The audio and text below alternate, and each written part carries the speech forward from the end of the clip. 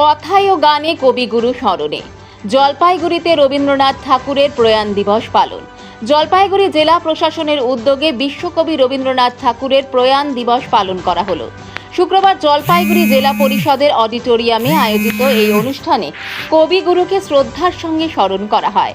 অনুষ্ঠানে গান, কবিতা আবৃত্তি, নৃত্য সহ বিভিন্ন সাংস্কৃতিক পরিবেশনার মাধ্যমে রবীন্দ্রনাথ ঠাকুরের সাহিত্য সৃষ্টিকে তুলে ধরা হয়। অনুষ্ঠানে উপস্থিত ছিলেন অতিরিক্ত জেলা শাসক রাজেশ রাঠোর, জেলা তথ্য ও সাংস্কৃতিক আধিকারিক স্বরূপ বিশ্বাস সহ জেলা প্রশাসনের অন্যান্য আধিকারিক ও বিশিষ্ট ব্যক্তিরা। বক্তারা রবীন্দ্রনাথের সাহিত্য, সঙ্গীত ও দর্শনের বিভিন্ন দিক নিয়ে আলোচনা করেন। সাংস্কৃতিক অনুষ্ঠানে অংশ নেন স্থানীয় শিল্পী ও সাংস্কৃতিক কর্মীরা। কবিগুরু স্মৃতিচারণের মধ্য দিয়ে অনুষ্ঠানের পরিবেশ হয়ে ওঠে আবেগঘন ও মনোজ্ঞ।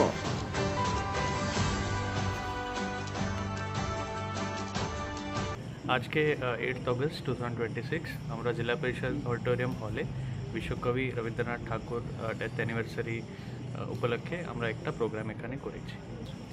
বেসিক্যালি ফ্লোরাল ট্রিবিউটটা আমরা দিয়েছি, তারপরে কিছু অনুষ্ঠানগুলো রয়েছে, ওগুলো সব প্রোগ্রামগুলো আছে।